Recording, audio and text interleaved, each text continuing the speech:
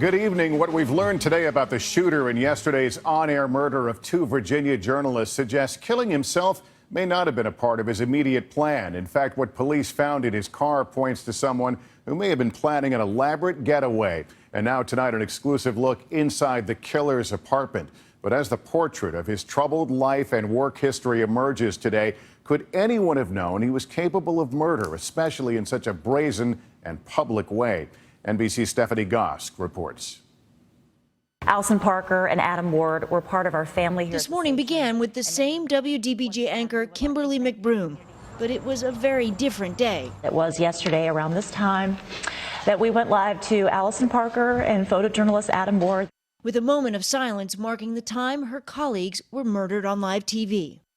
And now it looks like the shooter may have been trying to run. According to documents obtained by NBC, the police searched Vester Flanagan's car and found 6 magazines of ammunition, 17 stamped letters, 3 license plates, and a wig. Details of little use for people trying to make sense of this tragedy. This kind of act, although it is happening more often, is so rare that being able to come up with a profile or an understanding is quite difficult. Flanagan did have a history of angry outbursts at work. He would get angry about things that he had no reason to be angry about. Justin McLeod is a former reporter at WDBJ. He came pretty much to blows with a reporter in a live truck on a story. At a Tallahassee station more than a decade earlier, a similar story. He wanted to take it outside, and I just, I was stunned. WDBJ fired Flanagan 2 years ago. The police were called to escort him out. On the way out, he handed a wooden cross to the news director, and he said, "You'll need this." According to court documents, parts of the altercation were actually recorded by Adam Ward. Flanagan insulted him and flipped the camera off. Flanagan lived here at the West Wind Apartments, even after he was fired from the affiliate 2 years ago. Co-workers wondered why he stayed. They say he didn't have any family or friends here, and they were particularly concerned because this apartment complex is so close to the station. This is video of his one-bedroom apartment provided to NBC News. Searched by police, the computer hard drive gone, but the refrigerator still covered with photos of himself.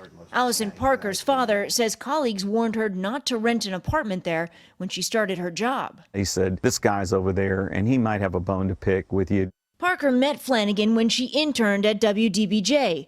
Court documents reveal that while working there, Flanagan accused her of making racist comments. But a lawsuit he filed against the station alleging racism was thrown out by a judge last year. In the most violent of ways, Flanagan made it clear that he never let it go.